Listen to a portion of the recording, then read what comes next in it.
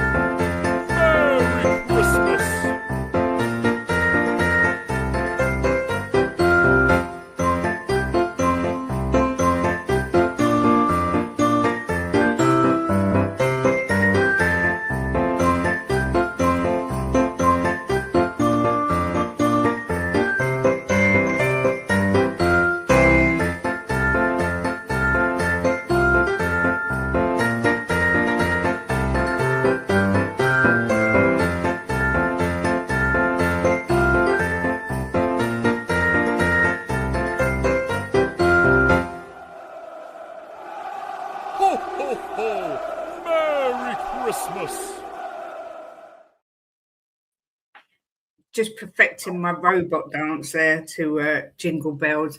Welcome back to Kate and Jimbo, everyone, and happy Boxing Day. Hope everyone is good. Had a wonderful Christmas day yesterday. And yeah, it's looking forward to a chilled day. It's a strange Boxing Day today, because when I was growing up, Boxing Day was always the day where you ate loads of rubbish, you munched on party food and turkey sandwiches, and you watched football. But they've changed it this year, and the only Premier League game is at 8 o'clock tonight, Manchester United versus Newcastle, which I think is pretty much a disgrace, if I'm honest. But it gives us a chance to watch Stranger Things and the Christmas edition of Bullseye, Jimbo. But how are you doing today, my love? Oh, yeah, it's a Bullseye. Yeah, I'm good, thank you, darling. Looking forward to all the junk food later. And the turkey sandwiches. I was going to say we've got enough turkey to feed a small army, and considering I appear to have gone off turkey for some weird reason. Looks like Jimbo's going to be having turkey sandwiches until January. We were supposed to be joined by Jess and Chang today. Jess is feeling a little under the weather. Mr. Chang is going to try and join us around 1 o'clock. We've got a possible appearance from a certain Mr. Kiriakou. We've got another possible appearance from a certain Lee Smithy Smith. But you know what? It's Boxing Day. Who knows? Anything could happen. But I just want to say happy birthday to Harry Scarf. I've just seen on Facebook it's his birthday today. Oh, all right. Happy birthday, Harry. Yeah, big happy birthday to award-winning Harry Scarf. Hope you have a great day. Must be a bit rubbish, actually. Having a birthday so close to Christmas. I kind of like the fact that mine's in May, so you get a nice break between the two. But anyway, I suppose you can't help when you're born. But oh my goodness, see, this is what it says. Boxing Day, anything can happen. And then this happens. Mr. Chang suddenly appears, even though he said I won't be able to come until 1 o'clock. He's here. Who are you, Mr. Chang? I hope you can hear me. I'm currently in the midst of a family excursion that won't be done with for the next half hour. So if you please excuse me, I should be able to rejoin both of your good selves in about half an hour at 1 p.m. In the meantime, please do go on with the show without me. I have sent my predictions to you for match week 19. You can go with them as you get on with the show. But once I'm done here at my excursion, I will be rejoining you in about half an hour, okay? Oh, I wish I was there with you, Chang. It looks absolutely lovely where you are. It looks like a Christmas wonderland. So yeah, I wish we were there. Yeah, this is a sort of a Christmas wonderland where I am here in Singapore. So I'm just winding up now. I'm just winding down, getting ready to bring the family home. And the moment I get home, I will be with both of you shortly. Okay? Okay, Chang. You enjoy the rest of your time. Okay. And we'll see you soon. Sure. Okay, I'll see you soon. Take care. This is what I mean. You see, anything can happen on Boxing Day. Santa might just make a random appearance simply because he's finished delivering all the presents. Who knows? But I better say hello to everyone in the chat because we've been waffling on already for 6 minutes. Well, I have. We've got the lovely Shem Tan in the house saying, afternoon, Princess Kate and Jimbo. Hope you're both happy, healthy, and stuffed full of good food and drink and relaxing. Love you both for everything you've done for us this year. Awesomest couple. Shem, we love you and your mum. We haven't really done anything except come on and talk a load of crap most of the time, or Jim has anyway. What's that? It's my forte. It is your forte. Everyone's got one.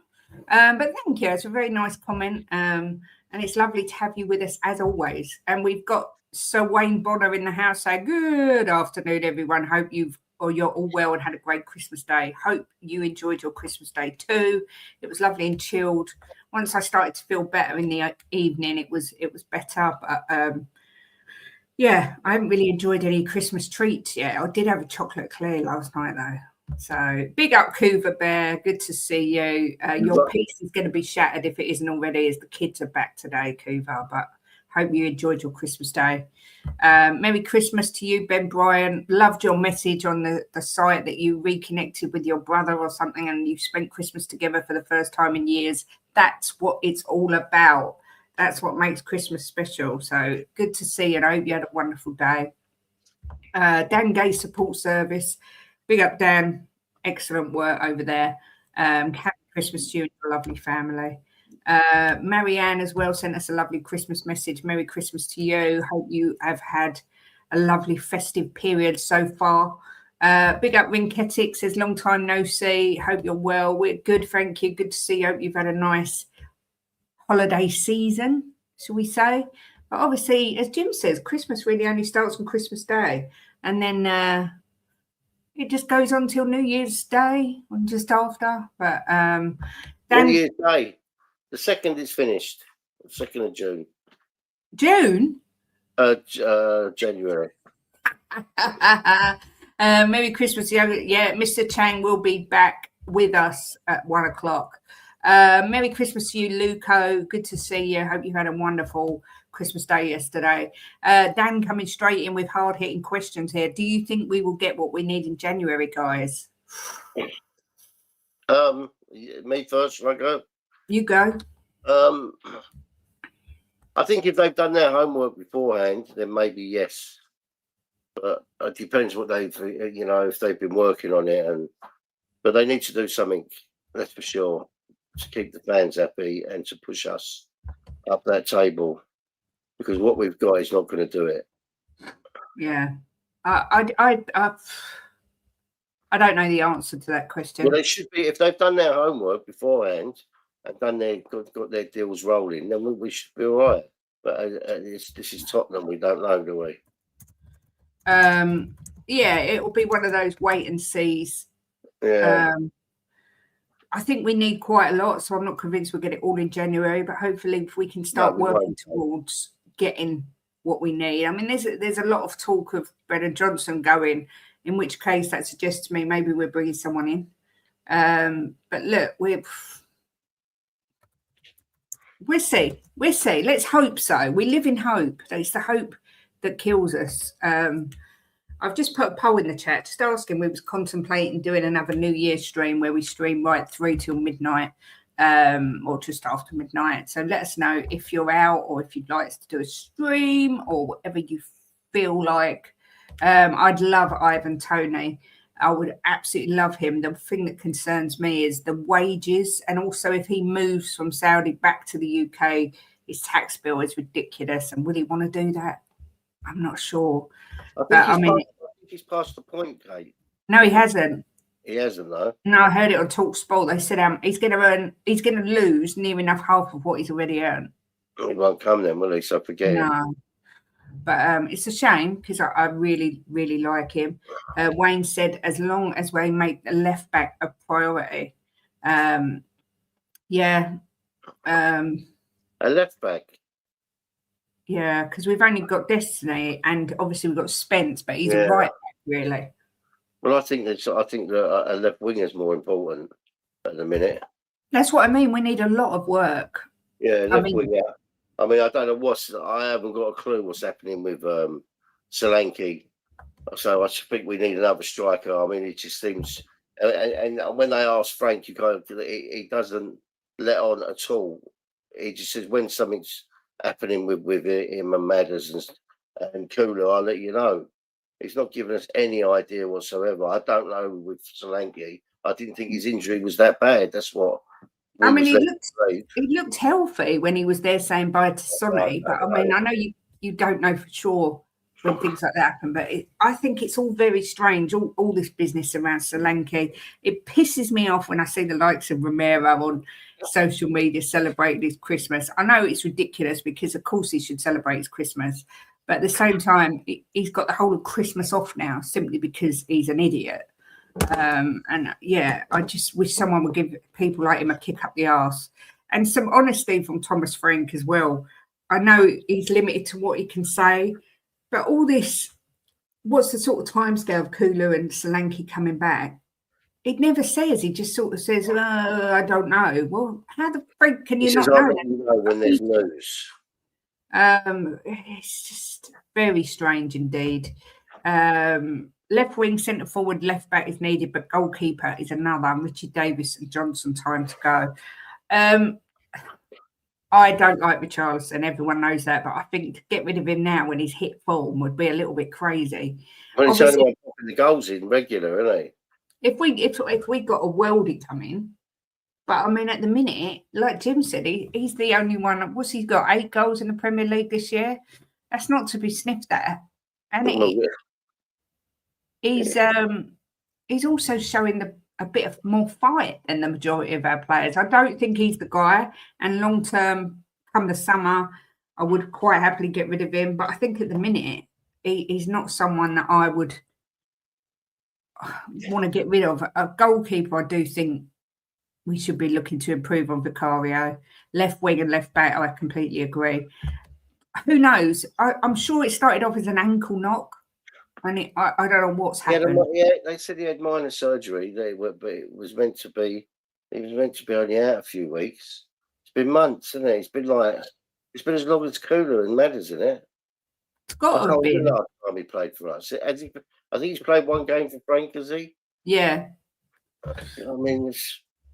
I mean, there was talk that there was some sort of scandal he was involved with, but as I said, I don't think they would have allowed him to be at the stadium when Sonny was there. They would have kept him away.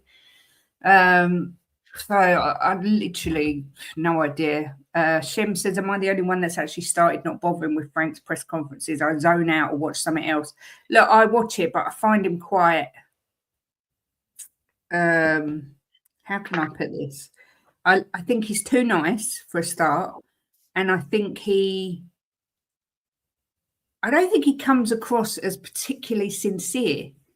It kind of makes a joke of things, and I'd rather he just told the truth. And it's like when they were talking to him about Romero and stuff, I don't know. I'm not impressed with his press conferences, to be fair. They're getting a bit monotonous and a bit like, what's that word? You're not doing well. Any manager does press conferences when you're not doing well. No, go the other way. Because you're going to tread all over the laptop. What's that word where you say like in this way? Wishy-washy. Like, yeah, I can't put my finger on it, but I know what I mean. Bonnie, go that way. Go that way. You don't. Yeah. Dan says, I think that's what's lacking is honesty. I want to know from the board what they want from this team. Yeah. And from the manager. I mean, he must have some idea when they're coming back. He hasn't got no idea when they're coming back. Of course not. He's got some idea when they're going to start training again. And it's just like, it's the same old thing, isn't it? When you're losing and the manager's doing press conferences, they're just boring because they're just saying, we're going to do better. And then I'm sick of the players coming out saying, sorry, we've got to do better. Well, it's always Vic that seems to say sorry. Or Porro. Would you guys give Scarlett a chance? Look, no, not for me. I don't think he's good enough.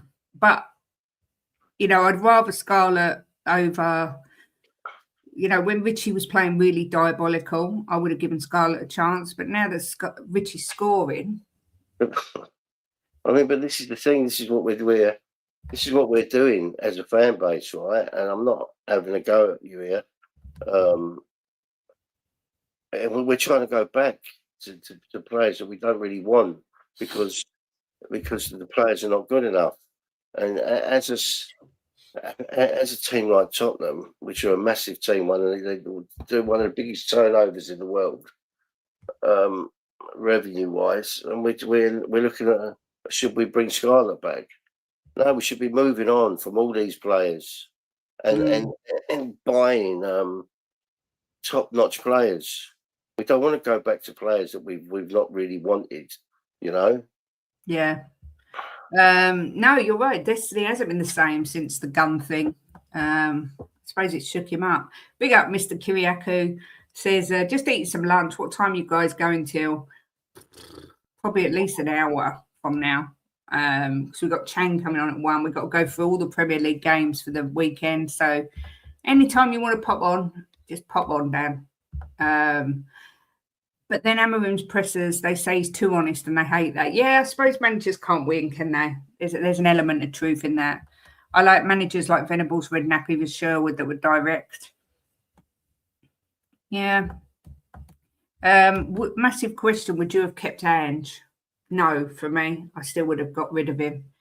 Although part of me did think he deserved a chance. And looking now at what we know now, I don't think we'd have been much worse off. That's my honest opinion.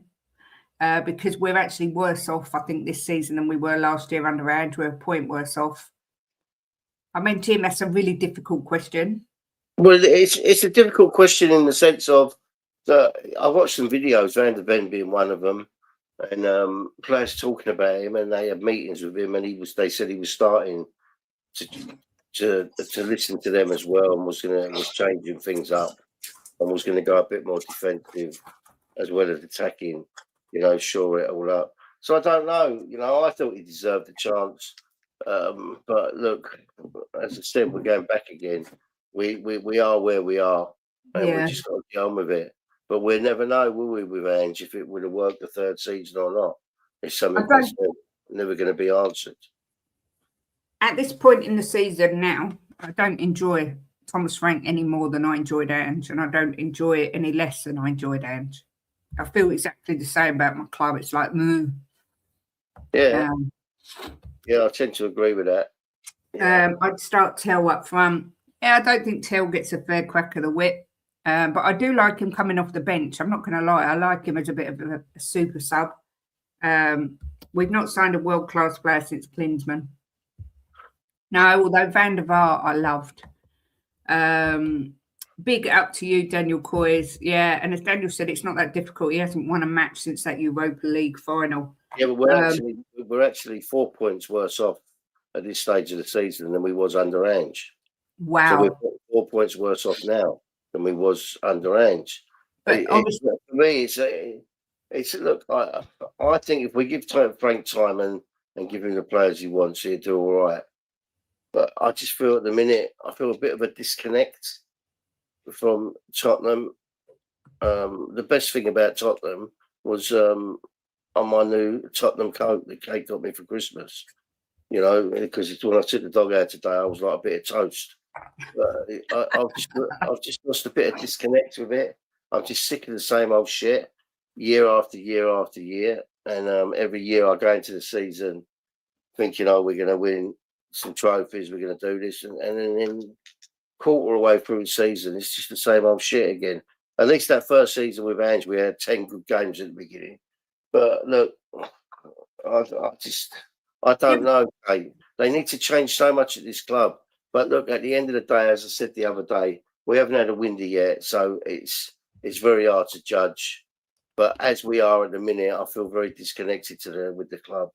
And for me to say that after supporting them over 55 years, it's hard. The thing is, God, now I forgot what I was going to say. I know I should have written it down.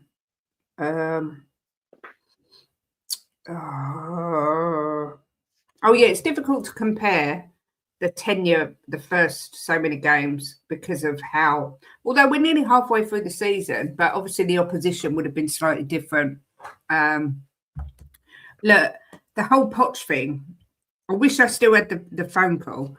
The day we announced that Poch had been sacked, I rang TalkSport, Jim will verify this, and I spoke to Andy Goldstein and Jason Cundy, and I said, Tottenham fans will look back on this day and go, this was such a big mistake, because people always think the grass is greener and everything will go wrong from here. And this is exactly what's happened. And yes, I agree that Poch's form at the end was bad, and that, yes, it probably was the right time in a sense, but this was all because Poch said it's going to be a painful rebuild and we're not going to be buying players. Had he have had that back in, but I still don't think they should have sacked him. It says if that's lucky that day. Look, at the end of the day, if you looked at Poch, right, at the end of his tenure, just before he got sacked, he was a beaten man. He needed to go, right, for his own sanity. He wasn't a beaten man. He was frustrated because he wasn't getting the players, and the fan base had turned on him rather than the board. But he didn't look well. And if you, even when I pointed it out to you, I said to you, he doesn't look well, the guy. He needs to get away from his club. You agreed with me. He looked ill. The club had dragged him down. And I think it was, look, we all love Poch. There's not many supporters that don't love Poch, right? But for his own sanity, he needed to go. You know, the way he was treated here, you know, we're not backing him. He had how many windows? 3 or 4 windows without a player. 3 windows, I think it was. And he needed to go for his own sanity. He was beginning to look really ill. I just look at Poch and I remember that era, and I've never felt that connection to my club that I did when Poch was there. And I guess as a fan, you're always looking to get that back. I've just never had it back. It was just such a good time to be a Spurs fan, even though, and I don't to this day know how we didn't win anything. He just seemed to get it. But I get what you're saying. I do get what you're saying. I mean, I felt that about the club with managers a few times. I've been lucky. But since he's gone, right, that first 10 games under Ange, we was like on cloud 9, you know, but it's not really been much to shout about. He won us the trophy, Ange. Thank you for that. You know, and he'll go down in history for that. But it's very hard to connect with a club when the club's not connecting with you. They're not doing things this club to make us feel, you know, that it's right. They're doing everything wrong. They're not buying the right players. The medical team seem to be, or I don't know about now, but were terrible. The players they were buying weren't the right players. They were putting ticket prices up, you know. And they were just doing everything wrong to disconnect people from the club. Yeah. Even the diehard fans like me, you know, there's hundreds and hundreds of thousands of them. We feel disconnected. You know, there's people that are on YouTube. I'm not going to say names, but there's people on YouTube that me and Kate have spoke to that are diehard fans that have got massive channels. They're beginning to feel disconnected to the club as well. You know, got massive channels, got season tickets. Well, every year we go to at least every season we go to at least one game, and meet up with everyone. And we've had no interest in going. It costs so much money, and I don't feel like I want to go. Well, the last 3 times we've been, it's cost us an absolute fortune, and we haven't seen them win. Yeah, but I don't go just to see them win. But I've just got no interest No, in going. if you're going to, I want to see them win. Thank you. Well, it'd be nice, but just to see good football and go, wow, that was, yeah, we lost, but bloody hell, didn't we play well? You know, there's no fighting team. I remember us going to the Ipswich game, and on the way there saying to each other, at least we're going to see a win this time. And we're not. And we're not. We did see them beat Everton. Yeah, that's the last game we saw them win. Yeah, but yeah, we just rather spend money on other things. Happy Boxing Day to you too, Chris Andro. Says, my issue with Poch wasn't to do with his form. It's down to him getting to biggest of games and bottling it. Key games in title runs, he changed style. Same in cups, and it backfired. Yeah, I get what you're saying. I do get what you're saying. Right, 100% right. You know, not playing more in that final. And there's so many things in hindsight he could have done differently. Would it have changed the outcome? Smithy's not coming either, but Auntie Kate, I forgot I said I'd jump on. Me and Leah are at my mate's, then we're going to the Oxford game, so I'll jump on with you guys very soon. Love always, Smithy. I'm going to put such a letdown. Dan says, even when you go to a game, it feels so negative now, and I don't blame the fans. It's getting boring. Yeah, I do think the atmosphere at the new stadium is not great. But it's not great, Kate, because I know, because of what they're watching. I know. Because of the football, you know, you need to see your team try. Look, the Liverpool game, right? At least we saw some fight there, you know. But it's just, it's not, the club's not a great club at the minute. You know, everything's with a laughing stock of everywhere, even the darts, when they sing Tottenham get battered everywhere they go, every single session. Look, Levy's gone. Let's hope at the end of this window we're all smiling and saying what a good window we've had and we can kick on, and then the summer will come. So it's not all doom and gloom. We need to see how they perform this window. Yeah, right? this is a huge window for the new. The other day, it's very hard to judge the club and Frank at the minute because there has been changes since the last window, being what's his name, silly baldy bollocks, and what's his name, Vinay, is it Vinay? Vinay Bagnetism. It said he's going to. It just come out and said that the club's going to move forward, and we'll see. But probably by the end of the window, we'll probably still be sitting here feeling disconnected. But we'll see. Big up, Steve says, hope you had a wonderful Christmas. My Christmas and this year's been fantastic for me. My team, Karat, won the league and reached the UCL group by getting past 4 rounds. Our last away game to Arsenal. Big up to you.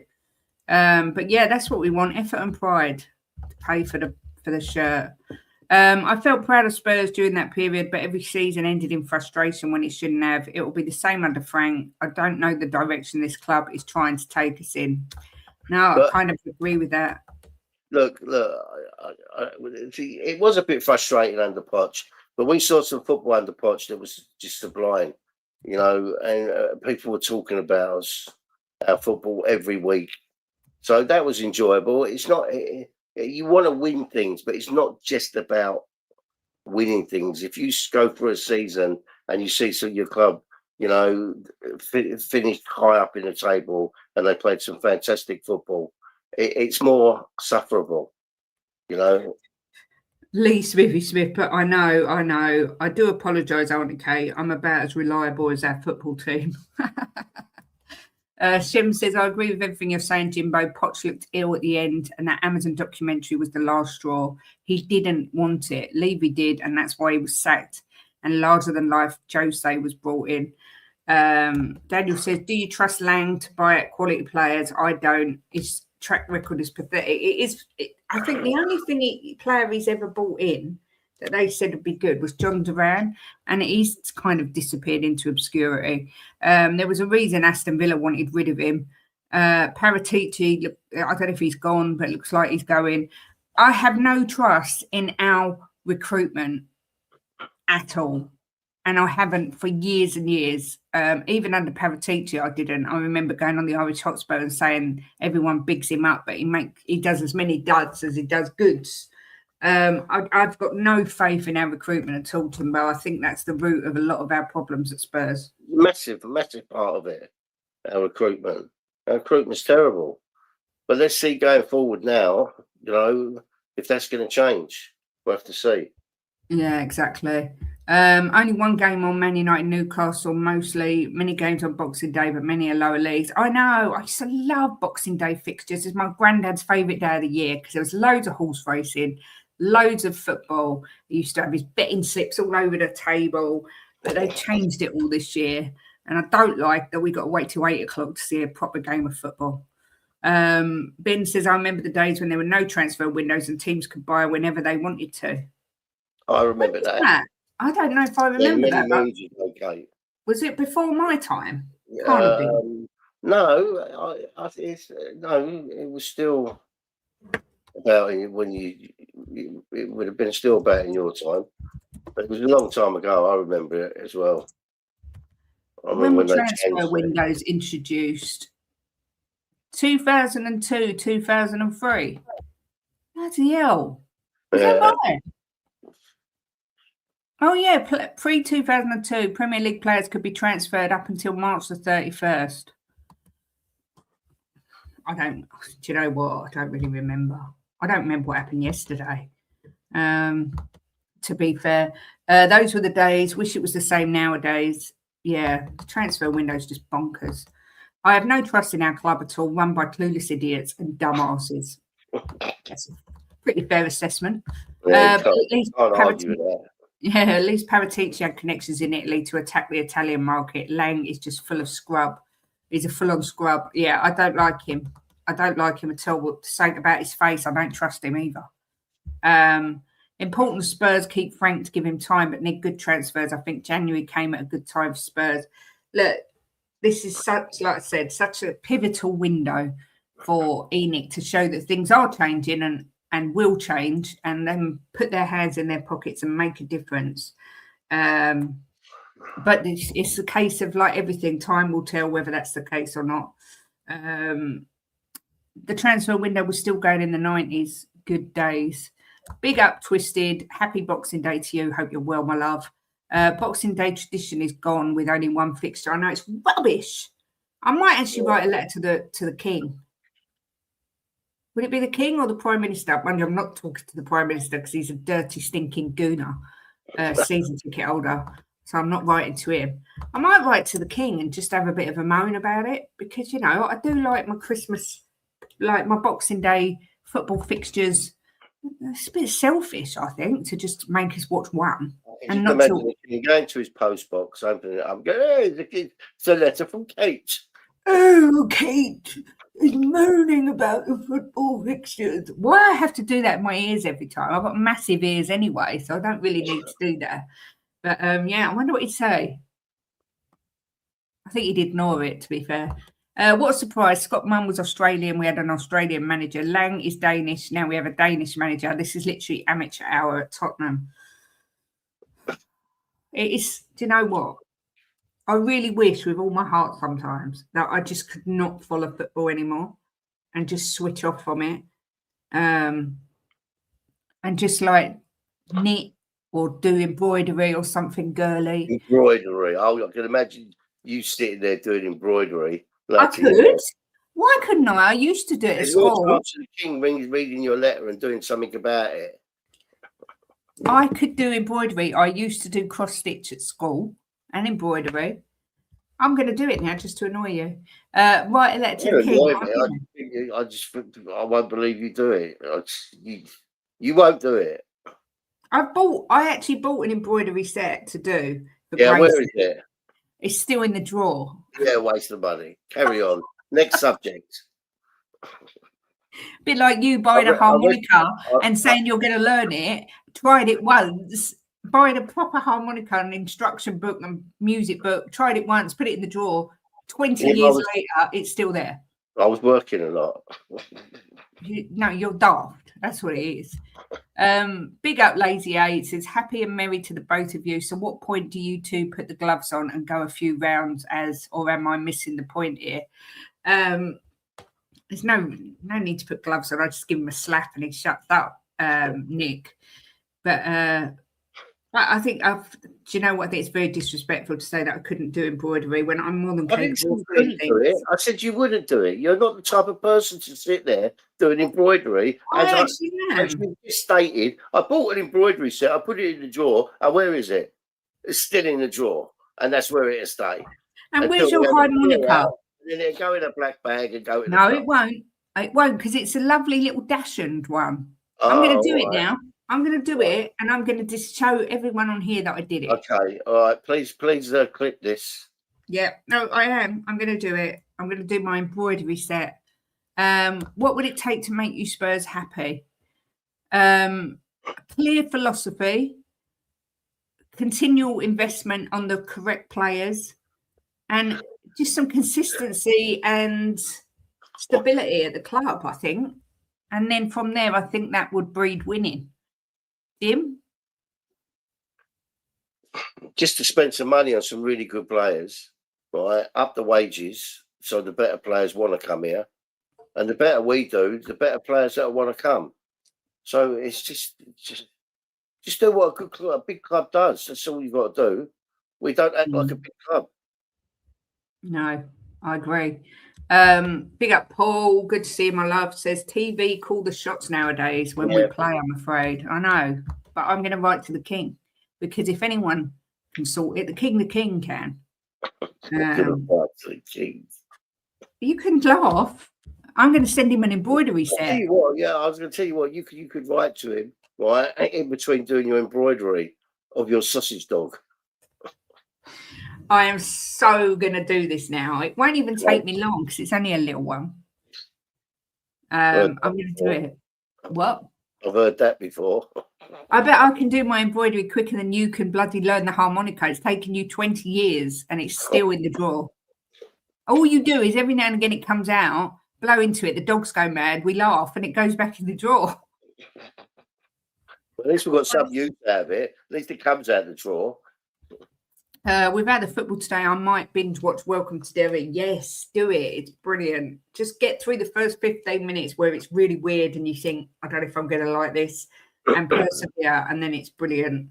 We've got a couple of not celebrity. We've got a couple of the new Bullseyes to watch. We've seen the one with Fallon Sherrock, and we've seen the one with Van Gerwen. We're in the middle of the one with Stephen Bunting, haven't we? We started that one. And then we've got Luke Littler to watch. And then we've got the new Stranger Things to watch as well. So we're going to have a full day of telly today, which would be lovely, before the football tonight. I haven't had Jess's predictions. Like I say, she's a bit under the weather, so she hasn't sent them yet. But me, you and Chang did actually predict the Boxing Day match the other day. And it's... What's Coover put here? I'll be happy when we win the league, playing the best football the world has ever seen. Until then, there's always something to criticise. I'm hard to please. Coover, nothing wrong with demanding the best at all. Yeah, that's a long way off, Coover. You might never get it, but there's nothing wrong in demanding it. For the game tonight, we predicted it last week, and I did a 1-1 Man United Newcastle. Jimbo did a 2-1 Newcastle win, and Mr. Chang did a 2-0 Manchester United win. Are you still happy with your decision, Jimbo? Yeah. No, I know how you like to flip-flop. No, I'm sticking with it. You're sticking with it. It's a tough game. It's cool. Man United, you never know what you're going to get. Newcastle still got some injuries. Plus, I always think that after the festive period, you get a lot of draws. Ben says 2-2 for the match today. Nick says, I started supporting Spurs in 2011/12. Since then, I think there's been 2 seasons just before the Champions League final that this club didn't feel like a circus.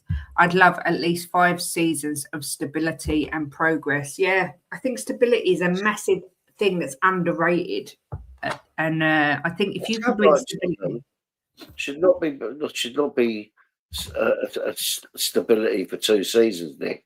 It should be a stable club, and every season they should progress, But it's not stable. We go through managers like water. Yeah, I know what I'm saying. It shouldn't be. We should be a club like Man City, like Liverpool, Arsenal, where You know, I know Arsenal had a few bad years, but we should be a real steady club. You know, we earn the money to be a steady club.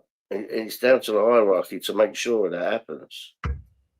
Yeah, this is true. Yeah, of course. Man United are going to be without Bruno Fernandes as well. He's got injured alongside. They've got a few injuries. It's like the injury derby. Marianne says only one game today is very disappointing. Hope Newcastle win. I cannot stand Man U. I think a draw would be quite nice, in all honesty, because it keeps them both.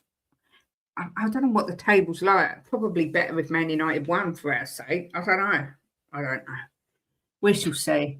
We shall see what occurs. Oh, bloody hell, excuse me. I agree completely, Jimbo, but I'd still like to see it in the flesh from us for a sustained time. It's true, Jim. Since Poch, we've had no stability because managers don't last more than 18 months. No, it's ridiculous, Kate.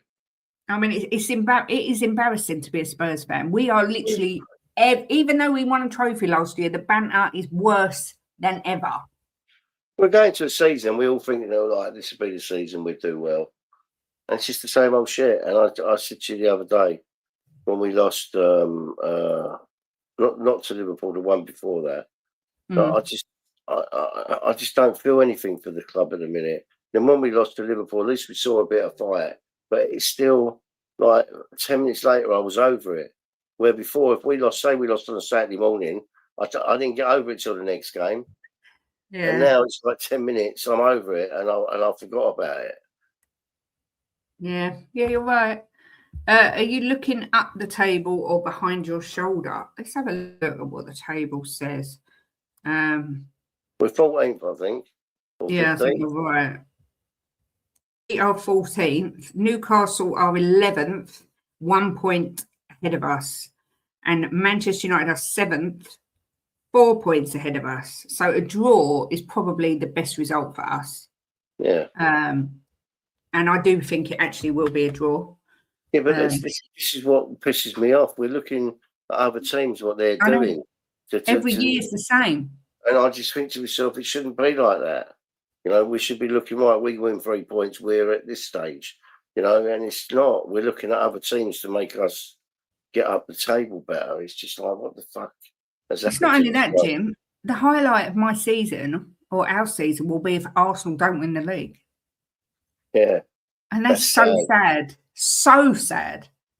So pathetically sad. Do you know what?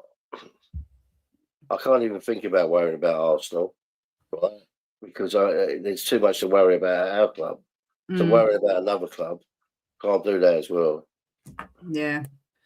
I agree, Ben. I don't think Frank's that man, if I'm perfectly honest. I don't think he's got the kahunas to be Tottenham manager. This is the catch-22. What if they do pick the manager and give him time and he ain't the right manager? You know, we had the manager to do it.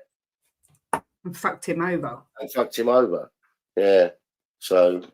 I to be perfectly honest, if someone said to me, well, who is that manager? I don't know who it is. I'll tell you what, if I could pick someone, realistically, I would love Eddie Howe. I think he would be brilliant for Spurs because he's strong. He could build a project here. He's such a likeable guy. I don't think he takes any nonsense. He would probably be my choice if I could pick someone. I don't know. What do you think of Eddie Howe, Jim? Yeah, I like him. He's shown what he is. He's shown what he is at Newcastle. But even they're not doing that well, Kate. I mean, everyone's talking about us having a disaster of a season, right? And they're only 1 point ahead of us. Yeah, this is true. You know? This is true. The last couple of seasons, we've missed opportunities to do well, right? Where other clubs haven't done well. And we've just been drawn into their shit. You know, look at Man United and, you know... we've had chances to do well, and we're just not doing it. Losing to teams like Ipswich. I mean, what the fuck? Man United are in an absolute shambles, and they're 7 places ahead of us in the league. I know it's only 4 points, but even so. Big up, Daniel Sandoval. Merry Christmas to you. Hope you're well. Kuba says the perfect season would be Arsenal getting their record amount of points and us beating them to the title by a single point we look at others to fail instead of us to succeed. It's wrong. Yeah. Yeah, exactly, Cooper. So instead, I've got too much to worry about at our club to be worried about another club. Yeah. I never want to be that club that just but we are there, but their whole, like I say, their whole happiness for the season is going to pivot on Arsenal fucking it up and bottling it, unless we get an unlikely FA Cup win, which I just don't see happening. I mean, we should be looking at when we play Arsenal White Hart Lane, right? That we should be looking right. We're going to fucking kick their arse and give them a dent in the title. But can you see it happening? In all honesty, of course you can't. No. And it's just like, that's what hurts as well. But it never used to be like that. Years and years ago, you know, it wasn't like that. When you played Arsenal, it was like, it was a 50-50 game. But it's all changed, isn't it? And this club's gone backwards. And it hurts. It hurts. It does hurt. Sorry, I needed some tissue. I've got a snotty nose. I think Howe would be an excellent pick for Spurs. He would probably be my choice, if I'm honest. That's what I mean. We will even be lucky to get past the third round. We've got Villa. I know, that's why I said a highly unlikely FA Cup win. Well, look, I don't agree with that because on one-off games, right, where it's for something important, you know, it's for me, it's a 50-50 who wins that game. Coover. Of course we can do it, Jimbo. The bloody ref has robbed us for the last 64 years. Cool. The second game of the weekend, which must be tomorrow. I don't know if it's an early kickoff. Let's have a look. Tomorrow at 12:30. It is an early kickoff, thank goodness. Is Nottingham Forest versus Manchester City. Yeah, they did knock us out last season, but you know what? This is this season. Anything can change. Yeah, it's a one-off game in a cup. If I had to have a bet, I'm betting us to lose. I'm just putting it out there. Well, I mean, how many times you see lower teams go against the bigger clubs and beat them in a one-off game in the cup? You know, it's a 50-50 for me. You know, I'm not saying that we're a better team than Villa, but because it's a cup game, anything can happen. So that's what you have to live on. And it's been like that for years. See, you're wrong here, Ben, because the board do want to spend it, but they want to spend it on hotels and racing tracks and all these fancy fandangled things to bring more money in. This Villa's even better. They've beat us already at our ground this season. Yeah, they are. They're phenomenal this season, Villa. Massive respect to them. Unai Emery's another manager I massively like and respect. I think he's a brilliant manager. But we are historically a bigger club than Villa, 1,000,000%. But I'd rather be in their position than ours at the minute. But Jimbo, Nottingham Forest versus City. I can tell you Mr. Chang has done his trusted scoreline of Forest 1, City 2. Ben Bryant has said 2-1 City as well. What do you see with this one? 4-0 City. Bloody Nora. 4-0. Yeah. Blimey. I've done 3-1 City. I've given Forest a goal. You just saved me typing out a long sentence about hotels and go-karts, Kate. Nice one. Exactly. They do spend it, but they spend it on the wrong thing. They spend it on Tottenham's enterprise rather than the football club. And that's where these kids have come involved, even though they're not kids. The ENIC, new generation of ENIC, we see if they can put the money where their mouth is, giving it all large about they want to bring this football club back to how it used to be. They have got to start proving this in January. And I think it's 5 days till the window's open. So I hope they've already got deals in the pipeline. City 4, Forest 1, says Twisted. Big up Gav's highlight, says 2-1 Forest, hopefully. I'm guessing Gav's is probably a gooner, the fact that he wants Forest to win. I think all the while Manchester City are really breathing down Arsenal's neck. There's always that chance that Arsenal could bottle it. So to be fair, massive respect to what Arsenal are doing this year, but if I'm sitting at the top of the table and Man City are chasing me, I'm shitting my pants. I'm not going to lie, because they know how to win. Pep's done it so many times. Does Spurs buy players for the club or the manager? I think historically it's for the club, but the manager always gets blamed. For instance, Timo Werner, Ange was whacked over the head a million times with that. Oh, you know, he signed him twice. He signed him twice. He wanted him twice. Did he? And yes, he might have said he did, but the club pays wages. And if they tell him to say that, surely he'd say it. Who knows? I mean, Jimbo, what do you think? I don't know. Do you know what, Kate? Without recruitment, I ain't got a clue no more. I would say more the club signings, because after players we bought, well, the managers want them. I don't think so. Of course they wouldn't. It's like Conte when he come out and said he didn't want Jed Spence, that he was a club signing. So yeah, I think majority is. But it's so funny that, because some of the ones that the manager said, "Oh yeah, I wanted him, but we think of club signings haven't worked out, right?" And then you get someone like Jed Spence that if he'd have played him, he would have worked out. Big up, Gavs. He's a Chelsea fan. Bloody Nora! It's a Christmas miracle. We've got Jesus in the house. Danny Kiriaki. Hallelujah! Big up, Danny. How are you, my lovely? I'm good. How are you guys? Yeah, Merry we're Christmas good. to you guys I've never as well. seen you with your hair down. No, I've started to do it a bit more now lately. It's just easy. It's so long. Yeah, my hair's very long. It looks really, lovely. really long. Thank you. I've got hair envy. I've got to be honest. Yeah, I think if there's a few people that have the hair envy, especially when I've shown them my hair. Yeah, I'm not surprised. Did you have a lovely Christmas? Yeah, it was nice. It was chilled. I mean, compared to last year, as you guys know, I mean, it was a very, very different Christmas. So, but no, it was really good. Family were here. It was the in-laws' family, so they were here. We had some dinner, watched some TV, just had a bit of fun. It was all right. It was good. It was chilled. Really chilled. Yeah, ours was like that, wasn't it, Jim? Just nice and chilled. Yeah, I didn't even have a drink. Do you know what was funny? Yeah, because I went out on Christmas Eve with some of my sister's friends, and like no one was drinking. And then on Christmas Day again, hardly anyone drank. It was like, I swear, this year people were just not drinking this year. Oh no, I had 2 drinks. That was it. I'm going to save mine for New Year, I think, because I've got a nice bottle of sherry that needs to be cracked open. Are you feeling better as well now?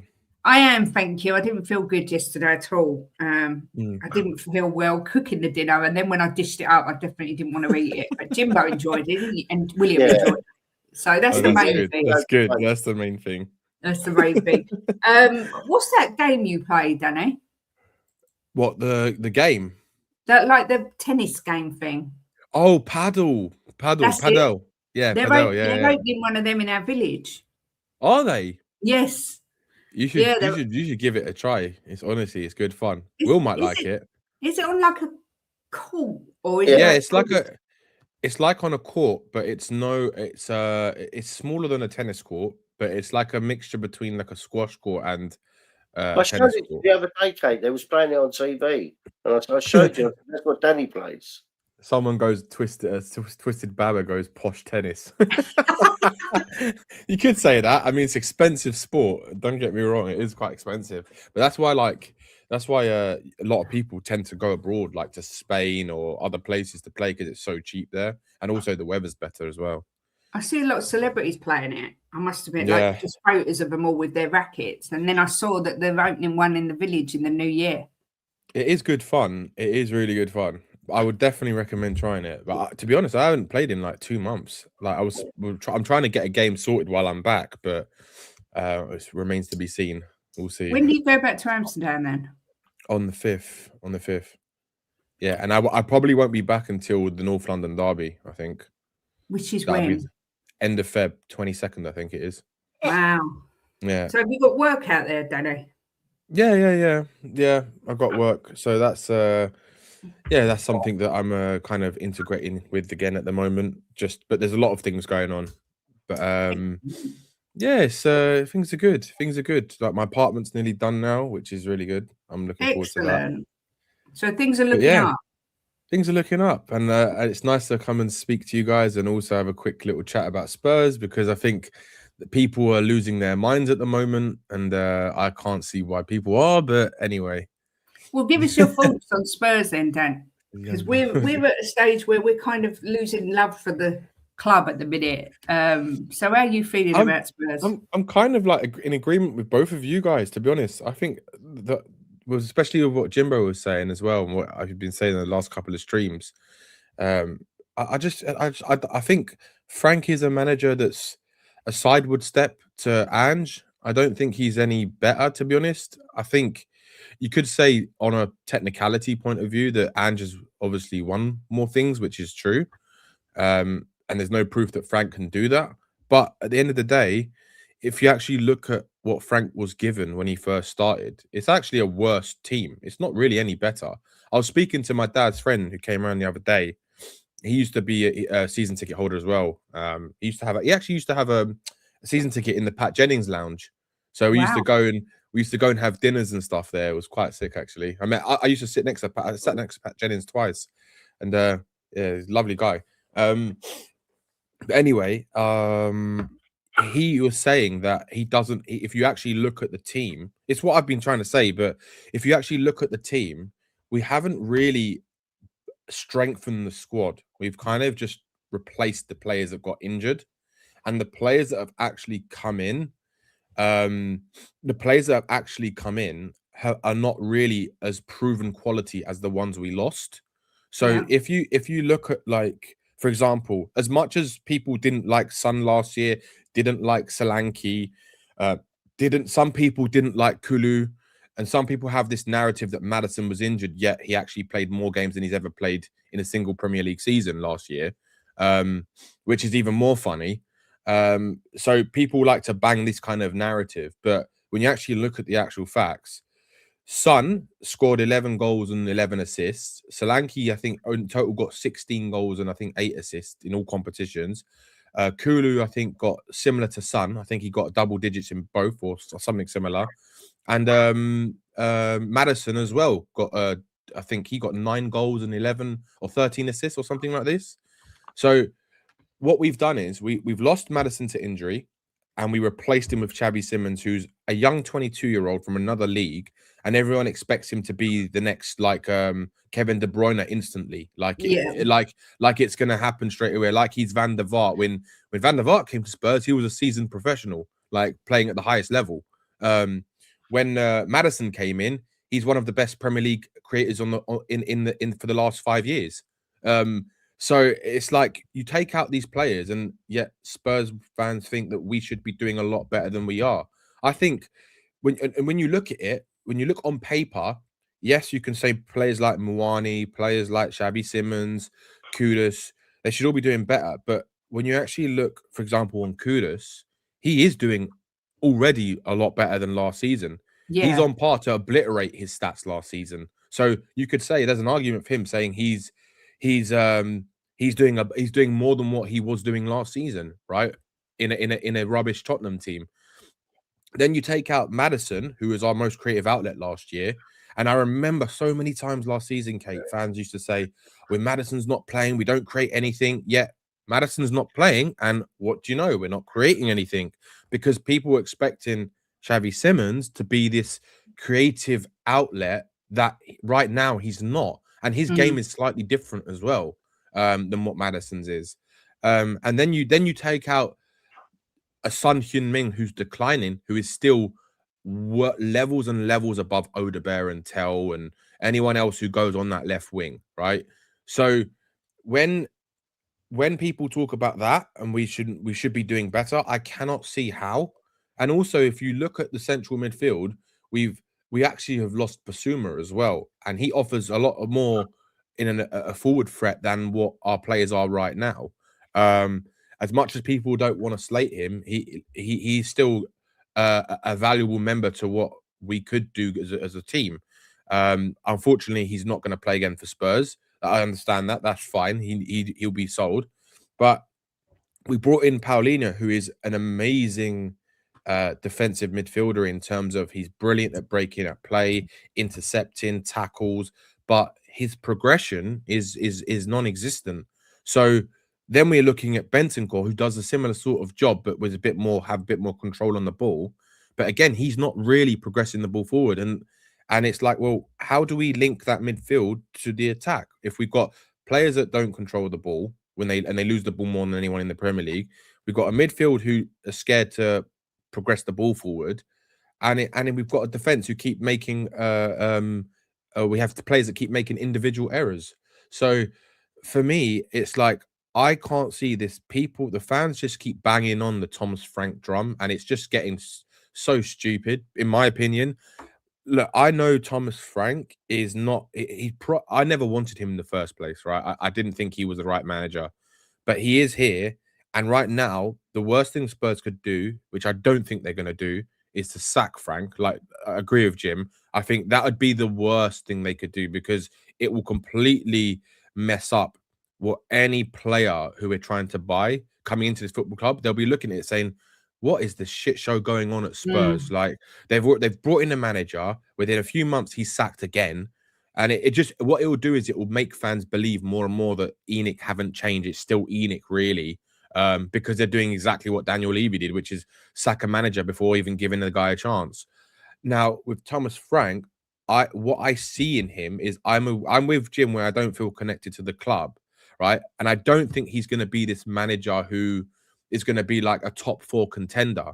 But I do think if he's given the players that he wants, players that work hard, players that don't stop running, players that fight for their teammates, not players that decide to turn up whenever they feel like it. If he has those type of players, I think he will be doing a lot better.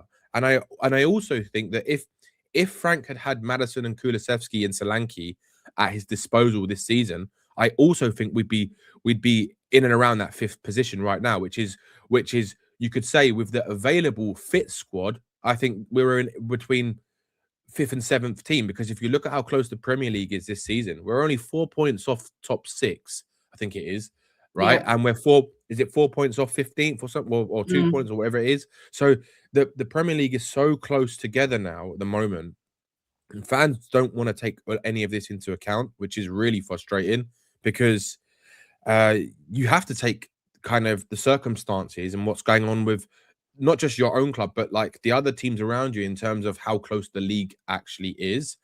And when you put it into the context into it, I think Frank is actually doing. We know we're not playing good football, right? But we've got to remember the reality that last season we finished with 22 losses in the Premier League, and we finished 17th. And if we take out the Europa League win, which was amazing, right? It was probably the worst season we've ever had. It was the worst season we've ever had in the Premier League, right? Since the Premier League began. So people need to remember that. And unfortunately, it's kind of like that saying where old habits die hard. And I think that's still a little bit ingrained in some of those players. So it's going to take time for Frank to get his philosophy and what he actually wants to achieve. Because I've heard the same thing that Frank is saying from Jose, from Conte, from Poch, where he's saying, I don't want to play like this. I'm actually telling the players to do something else pretty much, but they're not basically doing it, or they decide to do it for certain games. Or like, for example, in the Liverpool match, when we go down to 9 men, we start playing even better football. It's like, how does that work? I'm sure Frank's not in the changing room saying, when you go down to 9 men, now you give it. Now you put some effort in. Do you know what I mean? It's ridiculous. So for me, I think he gets those players back, the 3 players who are injured, who he hasn't had to choose from. He gets a couple of quality players in the January window. I don't think we'll be far off from challenging for that top 6 place. I really don't. But as it stands right now, as with the squad, I think we'll finish mid-table, and that's how I see. Do you think it's weird, Danny? We were saying earlier that we're not getting any sort of indication of timescales of when the likes of Kulu or Solanke's back. It's all very shrouded in mystery. Do you think that's a bit weird?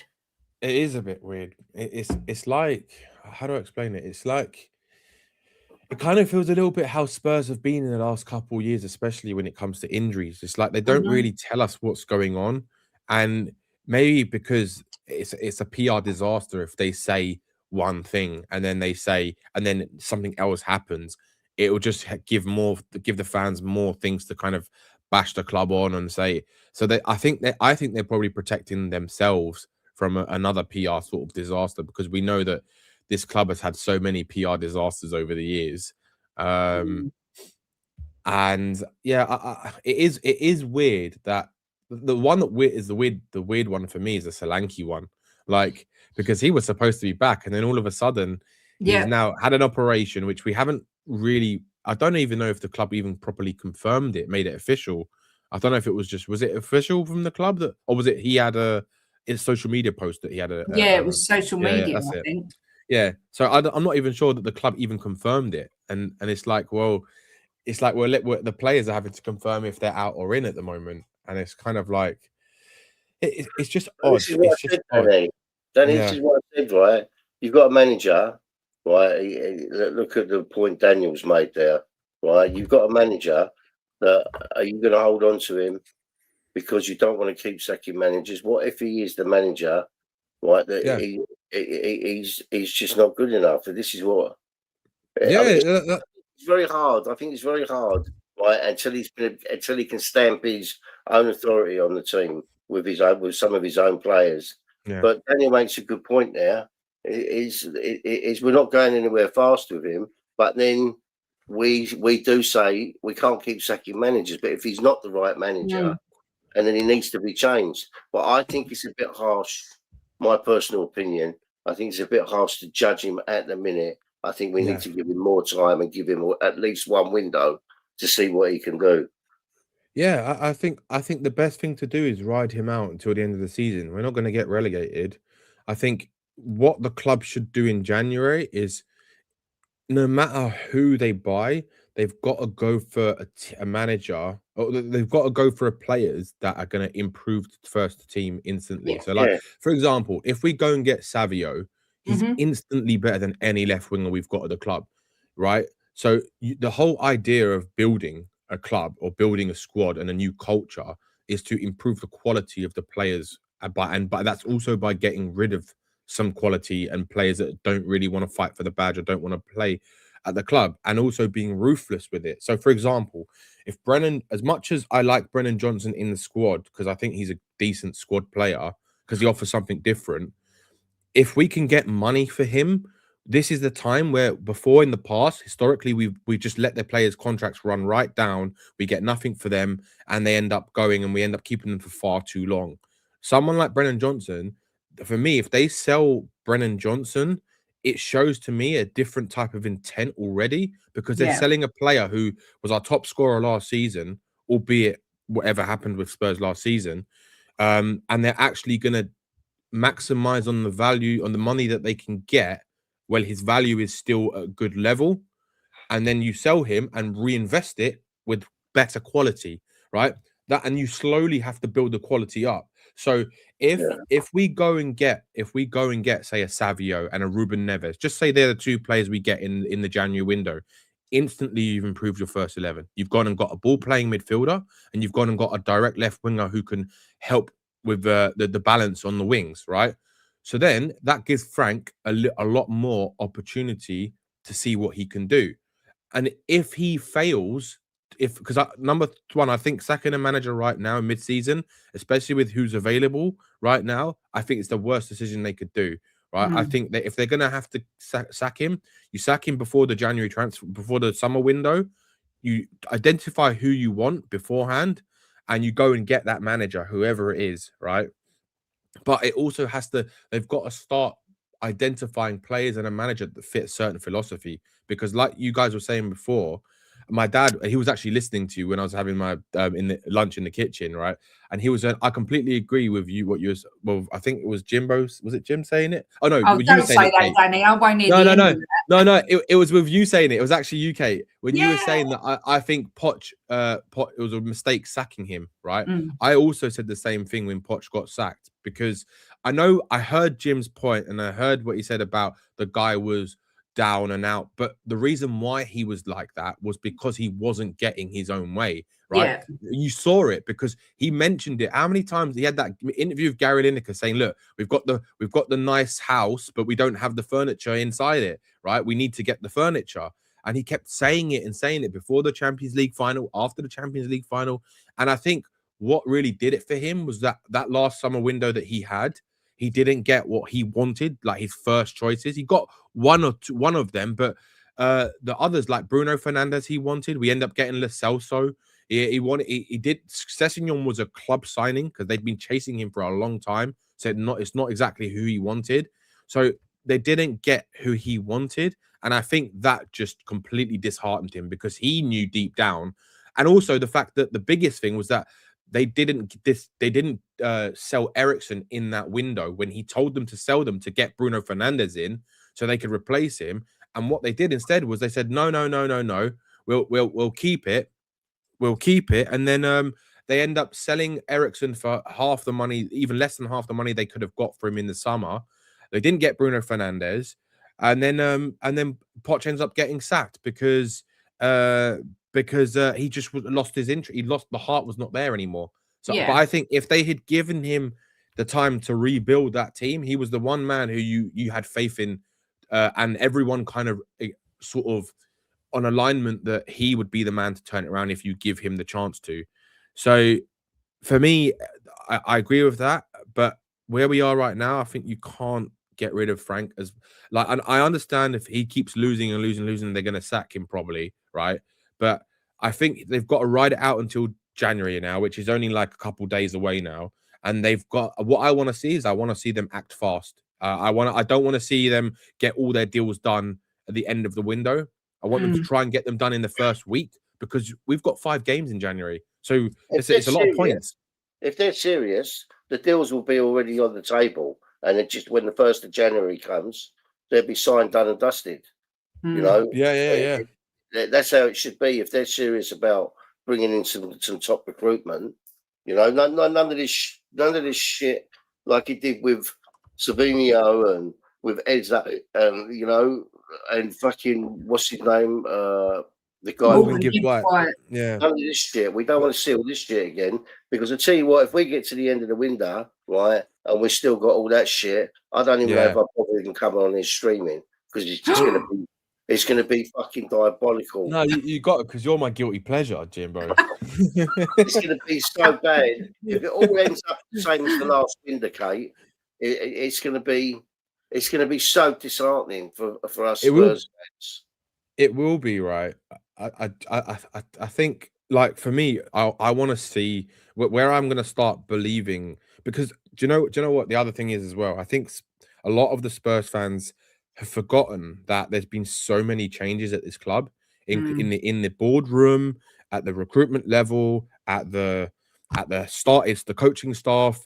So much has changed, and in order to build something, you need to have a bit of stability.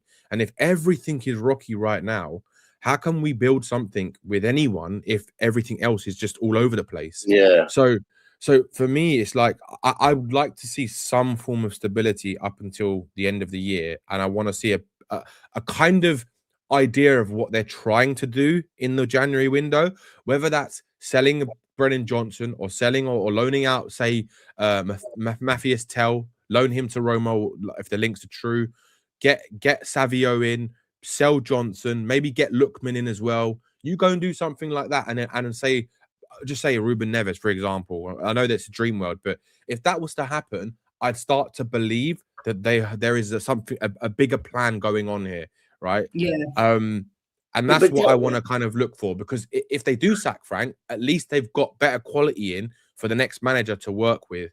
And that's how I kind of see it. It hurts, Danny, when I hear you say things like that. When you say like that would be a dream to get a certain player. We should be a club where I know players want to come, you know, and there was a time when players wanted to play for Spurs. You know, yeah, we were some of the teams that I can think of. I mean, we had players all over the pitch that were phenomenal. You know, well, Jimbo, when we were after the Champions League final, I didn't see any players wanting to join Arsenal. That everyone wanted to join Spurs because we'd just come out of a Champions League final. That was a time where you should go and get some of the best players around. I mean, we didn't. I hear people saying, "Oh, well, we won't talk about him because he'll never come to Tottenham." And I'm thinking, "Fuck, what has happened to us where we're saying that player won't come to Tottenham?" And it is mainly to do with the way we are at the minute, and it's to do with the wages as well. They need to up the wage structure. Yeah. You know, you can't pay top players 200 grand a week no more. You know, they offered Kane 400 grand a week to stay. So if they can offer it to Kane, they can offer it to other players. You've got to up your wage structure to get the better players to come as well, because if they can go to other clubs and fucking make, you know, Yeah. 350. It's not like we can't afford it.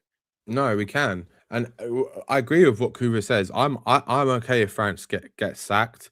I just don't have any faith in any manager that comes into this football club until I start seeing it within the board level and Yeah. showing their ambition with the recruitment. Because for me, I said it after Conte left. I said that it doesn't really matter who the manager is until the club decide to actually put their act together and actually start showing the ambition that all of us fans want with the quality of players we bring in, not just the quantity.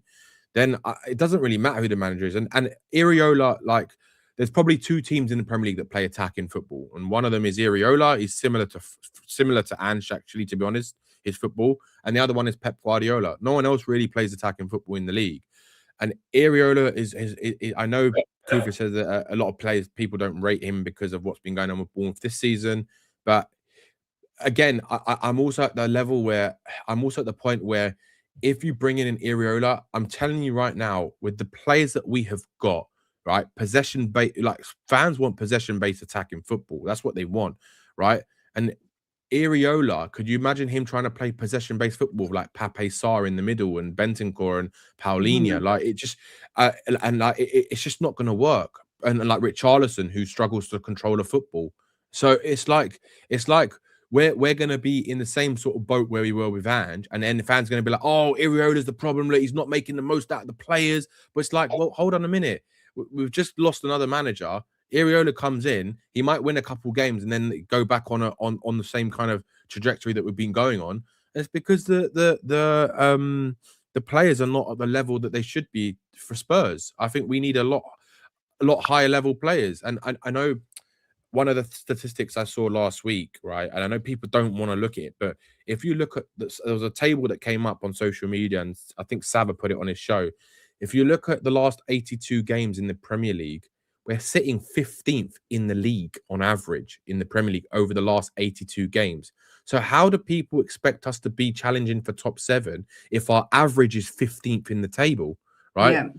It's like it's unrealistic. Like, we've got to be realistic, and the problem is that we have suffered this season injuries again in the attacking part of the pitch, whereas last season we suffered injuries more in the defensive part of the pitch. So we've now got like a makeshift attack who are not creating or scoring, right? But we have got our defense normally kind of there, and bar Udogi, who's kind of just hardly played this season.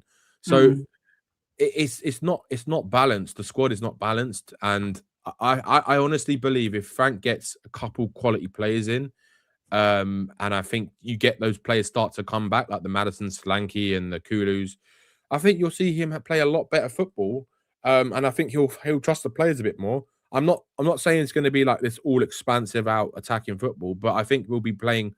It'll be a lot more easier on the eye, and I think we'd probably have a bit more results than we have losses. But I don't think it's going to be hugely different. What do you make of Danny? Obviously, Lubo said it, and I've seen Ben Kaufman said it yesterday in the chat. Yeah. The ones that are saying they want Poch back. I mean, Ben said he won't accept any other manager except Poch. Look, I think it's like how do I put it with Poch? It's like going back to the ex-girlfriend that you really love, but then you go back to them and you're like, oh shit, actually it's not what you expected. Right? It's kind of like that, right? It's like your endorphins and your oxytocin and that to get that dopamine hit. It's like, oh, I want that, right? But then when you actually get it, you're like, actually, I don't think it's gonna work, right? Kind of thing. So and this, right? I think the only way Poch coming back to this club works is as if the board is only when the board, actually show the right ambition. Because if they're still acting the same way and we're going to get silly players in again, like, put it this way, if there was a plan where they said, you know what, we're going to give you the money, we'll bring back Paul Mitchell, bring back Poch, the dream team, right? and let them just dictate everything, I'd say I'd be all for it, right? I'd be definitely all for it. No, the thing is that last comment, lazy eight, Yeah. what Nick said, not the same going back to an ex. The thing is, there's a difference with this. It can work, but there's the only way it works is if two factors have changed, right? And that means the people have changed because you cannot go back to something that didn't work, right? Yeah. If the two people, in this case, the board and Poch, right, they have changed as people. They're both cut on an alignment, right? So with their visions and what they want. So for Enoch, it's they are going to go and buy quality now and not the same shit that we've been used to under them. And with Poch, he still has that drive and ambition, and he can work with Paul Mitchell. I think it can work. Like I genuinely think it can work. But I can't see Poch coming back into the mess that we are in now and fixing it because it's going to take him a lot longer than it did the first time round. Purely because we don't have. I actually looked at the squads, Kate, when Poch came in, he had some top class quality He in really that did. squad already, right? He had quality all over, and I know they weren't the players that he turned them into, but the fact is that he had them there to work with. The problem we've got now is we've got to get rid of more players, right, to bring in players who he can mold, right, and that's where you're going to spend more money. So this is where it's hard. It'll be a bigger job for him and a lot harder because he doesn't have a Harry Kane. He doesn't have a Moussa Dembele in his squad. He doesn't have a Jan Vertonghen in his squad, right? He doesn't have an Aaron Lennon anymore and all this kind of people that he had in the squad. So there's a lot of players. And he even had Ericsson and Hugo Lloris. Our core of our team was kind of already there when he joined. He just needed to get rid of the players that didn't want to kind of go with his philosophy and his regime, filter those ones out, bring a sprinkle few more in, train them all up together, and there you go. That's the Poch team we had. Yeah. Big up, Bobby. K. Big up, love you, man. Oh, good to see you, Bobby K. Long time no see. Yeah. Look, I hear all. You and your family. Yeah, Merry Christmas, Bobby. I do hear all that about Poch. I'm kind of on the same wavelength as Kuva. I love him too much to want him to come back to this shit show of a team that we've got. But obviously Tottenham are away this weekend to Crystal Palace. Jimbo, how do you see this one going? It's a tough game. 3-1 Spurs. Ever the optimist is Jimbo. Ever the optimist. 3-1 to Spurs. Danny, do you think Spurs could get a win against Palace? I think they could. If it's a win, it'll be like a 2-1, like really close. But my gut is telling me 1-1. My heart is saying 2-1, and my gut is telling me a draw, score draw. Well, Jimbo might be divorcing guy, literally for real, because I've gone Palace 3, Spurs 1. Sorry, Jim. Sorry. And Chang's got Spurs to win 2-1. Oh, wait, what are you doing? You're moving did you want to try and get me off? Is that what you were trying to do? But Chang's gone 2-1 Spurs. Twisted thinks 2-1 Spurs. I mean, I just think Palace are a really good team. But who knows? Anything can happen with Tottenham. You literally don't know what you're going to get. But yeah, 3-1 Palace, same score as me, says Ben. It's not a great time to be a Spurs fan at the minute, let's be fair. Are you going to a match before you go back, Danny? I think the next home game, is it Sunderland? Is it on what game is it? I'm not going to any away games. I think it's the Sunderland one. Jim Chucker out. I'm gonna just But Bobby wants you chucked out, Kate. I know, I saw that. Get your embroidery. Oh, you can't. It's been in the drawer a year.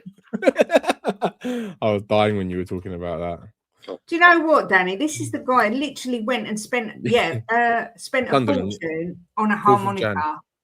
And 4th of Jan. Yeah, but I'll still got it, Danny. In years to come, it'd be a collector's item. You're such a bomb, honestly. 2-1 Spurs. Morning to you, Ian Ferguson. Happy Christmas. Kane was an nobody before Poch took over. He exploded November the 14th, 6 months after Poch took over. Oh, I love Poch. This is why there's no more pump-up shows. Kate and her pump down. Look, this is the reason we're not doing a pump-up show. I'm not going to lie. We're taking a little while. We spoke to Ben and Sim, and they were like, there isn't really anything to pump up, is there? And I was like, well, to be honest, I think we're going to lose. They were like, okay, let's leave it for a couple of weeks. It's difficult. It's difficult to do a pump-up when you really don't think you're going to win. Yeah, and I just agree. can't get pumped up when Tottenham are in such a shambles again. Yeah. I mean, I think everyone knew eventually it would happen because this is Tottenham, but I didn't think it'd happen this quick after Frank come in. But look, I think he was unfortunate because of the injuries that we've had, and they didn't replace Son as well. You're naughty. You're naughty. But yeah, look, we'll have to wait and see what goes on. We better go through these other scores, Jimbo, as well. Danny, you're welcome to give us your scores. We've got Arsenal Brighton at the weekend. Chang has done a 2-0 Arsenal win. Jim, what do you fancy this one? I've lost massive faith in Brighton. I know we're a team. I thought you could every week. You thought they'd give a good show themselves. They've been shit, haven't they? I'm going to go 3-0. Arsenal. No. Yeah, I'm going to go 3-1 Arsenal. Wow. Unfortunately, I've done 2-1 Arsenal. Yeah. Just one quick thing as well, right? With Arsenal, the reason why they're like top of the league, top of the Champions League table, and they're winning through their cup games as well, is because they have got the strongest squad. Like in modern football, unfortunately nowadays, you really need a squad full of players, like proper players. And I think until we get that level, I think we've got to understand. Big up, Reese. We've got to understand that we can't compete in every competition at that level that we want us to until we get a squad full of quality. Like we can't. And I think people forget as well that the reason why we finished 17th last year supposedly is that Ange apparently in January decided they were going to go for the Europa League and binned off the Premier League, right? So that in itself is the evidence you need to say that he had to focus on one thing in order to win that one thing, right? Exactly. So if Spurs were to focus on one thing this season and binned off all the rest of it, I think we do better as well. I just don't think we can do better and manage it all. I don't think he can manage all of it all together. It's impossible. No, I agree. Completely agree. Brentford Bournemouth is another game. I've gone for a 2-1 Brentford win. Chang's gone for a 1-1 draw for this one. Jimbo, what do you fancy? Yeah, I'll go for a 1-1 as well. 1-1. I'm Danny, going to go 2-2 for this game. 2-2. It's a tough one because Bournemouth are a weird team. And Brentford have been quite good at home, but they have. Again, you're right. Bournemouth are a weird team. So look, anything could happen. Then we've got Burnley, Everton, Jimbo. I'm going to go 3-1 Everton. Ooh, Danny. 2-1 Everton for me. That's the same as Chang. He's done 2-1 Everton. Yeah. I've gone for a draw, 1-1. I'm still putting my faith in Burnley to get some points on the board. I always think there's loads of draws after Christmas, but we'll see. Then we've got Liverpool Wolves, Jim. You keep saying the Wolves are going to get their first win. Yeah, it's going to be this game. I feel like this is like a 4-0 type of game. Well, 4-1 maybe. 4-1. I'll go 4-1. 4-1 for Danny. I'm going to go 3-0. That's what I've done, Jim. 3-0, and Chang's done 2-0. We're not to Wolves. No, obviously not to Wolves. No, I've done 3-0 to Wolves. Yeah, you probably would. You'd go one. West Ham, Fulham, London Derby. Jim? This is got a boring 1-1 all over it, isn't it? A boring 1-1. Maybe, 1-1. Do you think the same, Danny? Yeah. It's going to be one of those games where it's going to be like a 1-1 or it's going to be like a really unexpected result, and I can't call like who it's from. Chang's done 2-0 West Ham, and I've done 2-1 Fulham. So we've got all bases. I can see Fulham winning it. Yeah. Fulham are playing well at the moment. They are. Coover says Liverpool 3-0, same as us. 2-1 Brentford, says Ben. 3-1 Liverpool, says Twisted. Only way Wolves win if Liverpool fall into the sea. Yeah, I agree. Yeah. 2-1 Everton.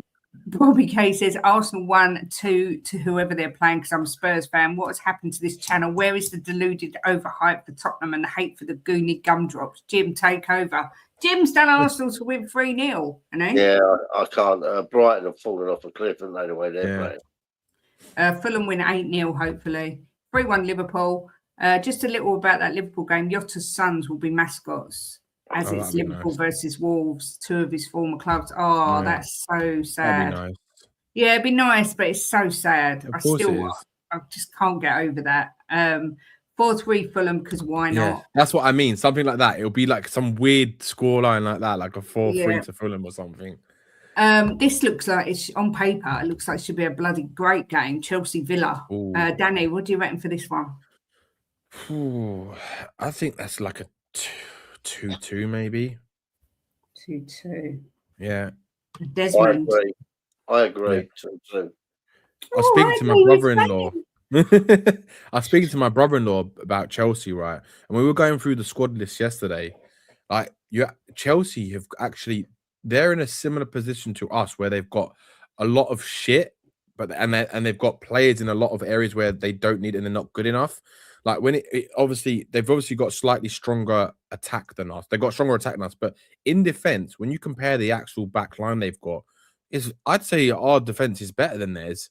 Like when you actually look, and my brother was like, honestly, let's go through the team sheets, right, and actually look. And if you look at who they've actually got, they've got a lot of like averageness really as well.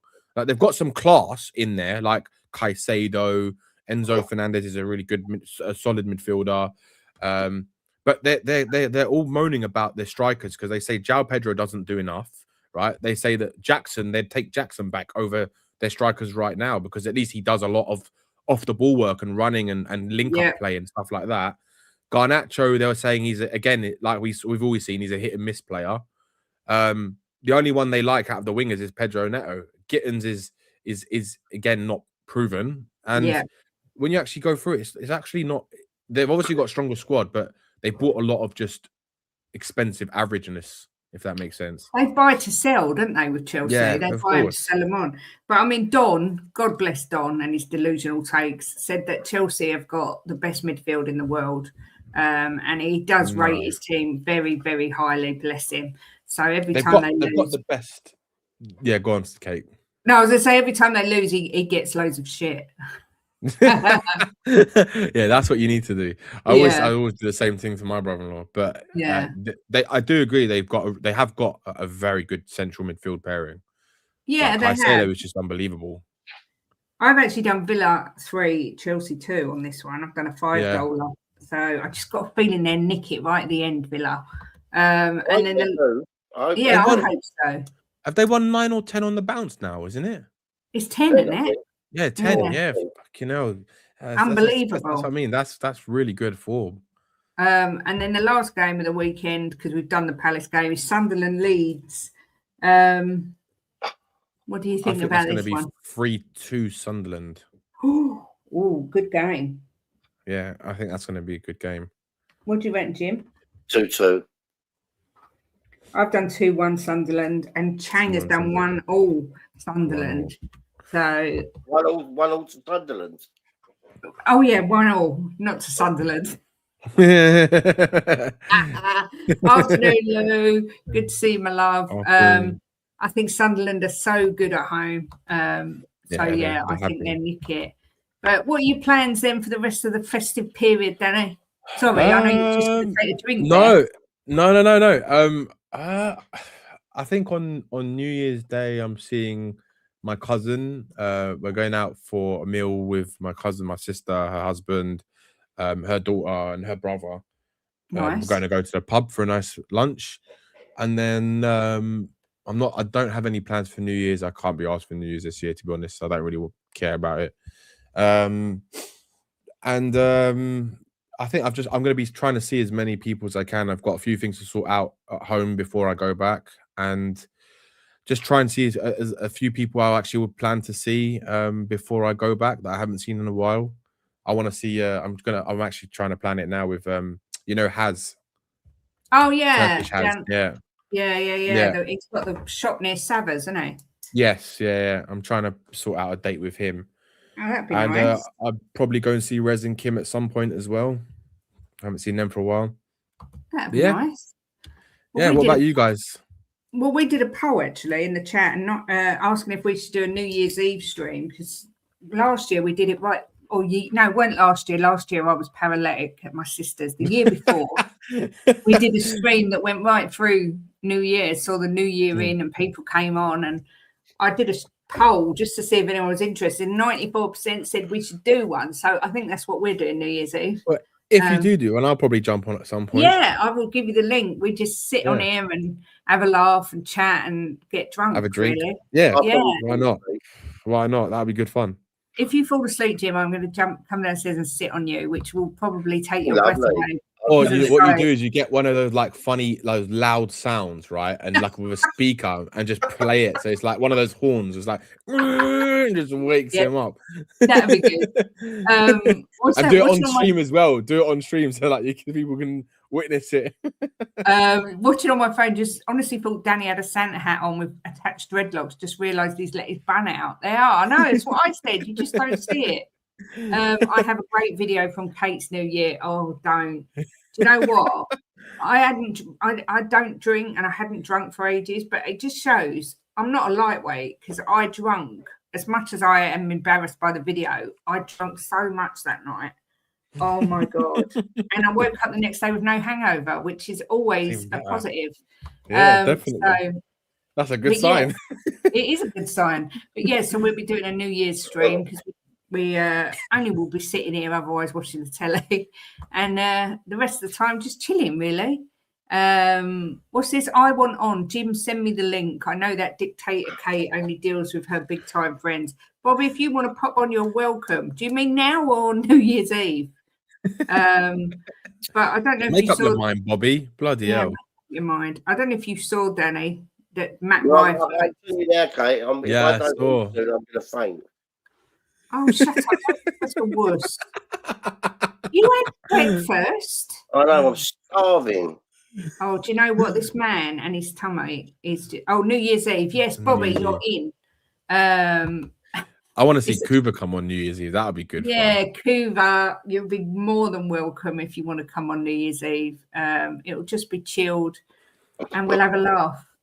Yes, I will send you the link, Bobby. Do not fear. But Danny, thank you for coming on. It's been a pleasure to have you on. It's been a long time. It has been a pleasure to be back on. I always love coming on your shows. It's always good to come and chat with you guys. Especially with the hair. I've got such I know, yeah. It's lovely. You should do a Timotei advert or something with those lush locks. Maybe my next gig is a Head and Shoulders advert. You never know. Jimbo, what's for lunch? Well, I wonder. Yeah, I wonder turkey too. Sandwiches. So yeah, turkey sandwiches. I know we're having a buffet, haven't we? Is that later? Tonight, yeah. I'll have some turkey sandwiches just to warm me up for the buffet. With pickled onions. Oh, lovely. Do you have any crisp with your turkey sandwich, or how do you have it normally? Yeah, I might do. Sometimes he has it with piccalilli, and sometimes, most of the time, he has it with salad cream in a sandwich. Yeah. I have mine with a little bit of mayo, a bit of salt and pepper. That's it. I might have mayo today, Danny. Yeah, it's good. I love it. I don't like turkey sandwiches. That's the thing. I don't like cold meat. No. Oh, Kate, that's criminal. I know. So I'm going to have some crackers with some brie. Well, that's all right. That's not too bad. What Kate gets is I've been up at 6. I've been out over the woods with the dog, and now I'm beginning to feel it, and my body needs food. You're so boring. It's not my fault you got up at 6 o'clock. Also, this sounds good, Kate, although I warn you, after my stay in hospital and some of the procedures, I have no inhibitions or sense of shame anymore. Perfect. That's exactly what we want. Perfect. I don't put monetization on, and you can be as unsafety and uninhibited as you like. I love Kuva Unfiltered. It's the best. Yeah, and we miss Kuva and YouTube's not the same since they're not on it anymore. But yeah, that's I don't know when we're back, Jim. Be sometime next week, won't it? Monday or Tuesday. Yeah, what's today? I ain't got a clue. It's Friday, isn't it? Friday. Yeah, Yeah. New Year's Eve is Probably Wednesday. Probably Yeah, Monday. probably. We do Yeah, Premier League. Yeah. Talk about Recap. Premier League. Yeah. yeah. We'll be back Great. Monday lunchtime. Danny, enjoy the rest of your Boxing Day. Yes, I will. And you too. Everyone else, enjoy the rest of your Boxing Day. Smash a like before you leave, please, if you don't mind. And Jimbo, you can end the show. Well, I'm not going to end with Tottenham because I'm a bit bored with ending in Tottenham because I bum them up and we do shit. So I'm going to have a lovely Boxing Day, right? Have a lovely Boxing Day, and just enjoy yourself. Have some food. Don't feel like me and be. I feel a bit faint because I haven't eaten for a few hours. But just enjoy your Boxing Day. Eat a lot of food. Watch some TV. And Spurs will win on Sunday. I will end with Spurs. We will win 3-1. Right. So come on, you fucking Spurs. You've had a request from Bobby as well, Jim. Yeah, you Jimbo. have. Yeah. What? Jim, show us your tits. Oh my God. And on that note, I'm definitely ending the stream.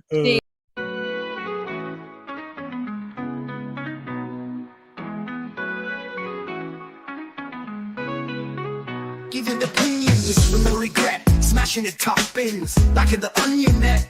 Talking the talk with Kate and Jim, and walking the walk, just listen in. The perfect match, Kate and Jim, getting at it. Kate and Jim are gonna smash it. Reviews, previews, opinions and laughter. Mix and transfer news, it's what you're after. The perfect match, the perfect match. You just got to latch onto that perfect match. The perfect match, the perfect match. You just got to latch onto that perfect match. Jimbo always keeps a positive spin, while Kate's Mickey has a name dropping.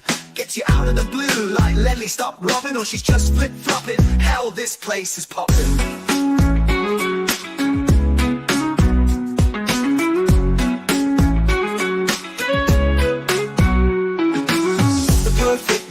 The perfect match, you just got to latch onto that perfect match. The perfect match, the perfect match, you just got to latch onto that perfect match.